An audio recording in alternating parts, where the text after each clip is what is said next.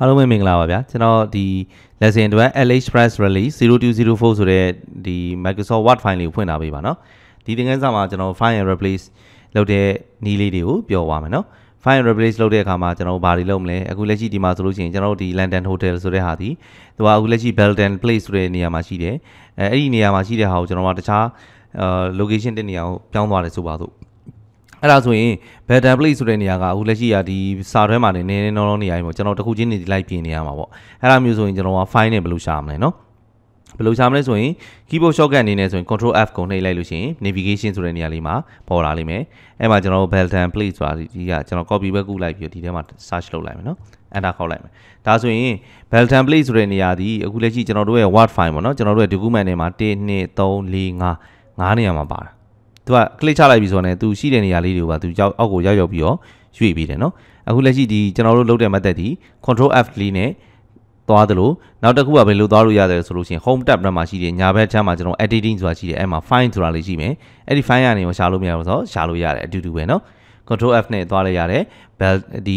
ကိုလိုချင်တဲ့ဟာကိုသွားလိုက်ရတယ်အခုကျွန်တော်နောက်ဆုံးရှာခဲ့တဲ့ဟာ balance place မလို့သူက auto ထွက်နေတာเนาะအဲ့ဒါလေးကိုဒီမှာကျွန်တော် file နှိပ်လိုက်ပြီဆိုတော့တခါတည်းသူပြပေးတာဟုတ်ပြီအဲ့တော့ file လို့ရုံနေမဟုတ်ကျွန်တော်က location ပြောင်းသွားတဲ့အတွက်ကြောင့်သူ့ကိုကျွန်တော်တို့က replace ပါလုပ်ချင်တယ်Belden Place ဆိုတဲ့နေရာမှာကျွန်တော် banner height ဆိုတဲ့ location လေးနေရာလေးကိုပြောင်းချင်တယ်ဒါဆိုရင်ကျွန်တော် replace ကိုနှိပ်လိုက်မယ် keyboard shortcut အနေနဲ့ဆိုလို့ရှိရင်ကျွန်တော်တို့ control H နဲ့ကိုတွဲပြီးနှိပ်မယ် control နဲ့ H နဲ့ကိုတွဲနှိပ်လိုက်လို့ရှိရင် find and replace ဆိုတဲ့ဒီ dialog box လေးကြာလာလိမ့်မယ်အဲ့တော့ find what တဲ့ကျွန်တော်ခုနကတော့ရှာထားတာကိုသူကမှတ်မိနေတွေ့လား Belden Place ပေါ့အဲ့တော့ Belden Place ကို find ပေါ့နော် find ပေါ့ရှာတယ် find next เนาะသူကတော့ကျွန်တော်တို့နေရာလေးတွေရှာပြီးမှာပေါ့နော်ဟိုရှိတဲ့စာထဲမှာရှိတဲ့ဟာတွေကျွန်တော်ကအဲ့မှာရှာရုံနေမဟုတ်ဘူးဘာနဲ့ပါလုပ်ချင်အောင်ဆိုတော့ဒီ banner height ဆိုပြီးတော့ location လေးနာမည်လေးနဲ့ပါနေရာပြောင်းချင်တယ် replace လုပ်ချင်တယ်ပေါ့ဒါဆိုရင်ကျွန်တော် replace all ဆိုပြီးတော့နှိပ်ကြည့်လိုက် replace all ဆိုပြီးနှိပ်လိုက်ရင် all done we made 5 replacement ခုနကတော့ကျွန်တော်ကြည့်တယ်လေ5ခုရှိတယ်ဟုတ်တော့အဲ့တော့5ခုနေရာလုံးမှာသူလိုက်ပြီးတော့ပြင်ပေးသွားတာကိုတွေ့ရလိမ့်မယ်โอเคဒါဆိုရင်အခုလက်ရှိရှာလိုက်တယ်မတွေ့တော့ Belden Place ဆိုတာဘယ်တွေ့တော့မလဲသူကကျန်တဲ့နေရာတွေမှာအကုန်လုံးမှာသူကပြောင်းလိုက်လိုက်ပြီကိုနော်အခုလက်ရှိကျွန်တော်ပြောင်းလိုက်တဲ့နေရာလေးတွေနော်ဒီမှာဆိုလို့ရှိရင် banner height ပေါ့နော်ဒီနေရာမှာလည်း banner height ပေါ့ location နေရာလေးတွေပြောင်းသွားတယ်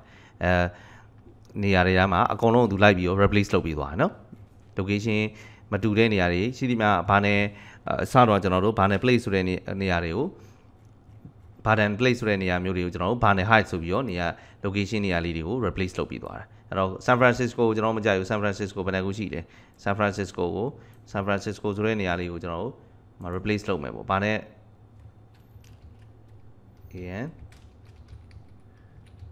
San Francisco ပေါ့ဘယ်နှခုရှိလဲပေါ့နော်ဒီမှာအများကြီးရှိတာအဲ့တော့ San Francisco တွေကိုကျွန်တော်ကပြောဆိုကြပါတော့ New York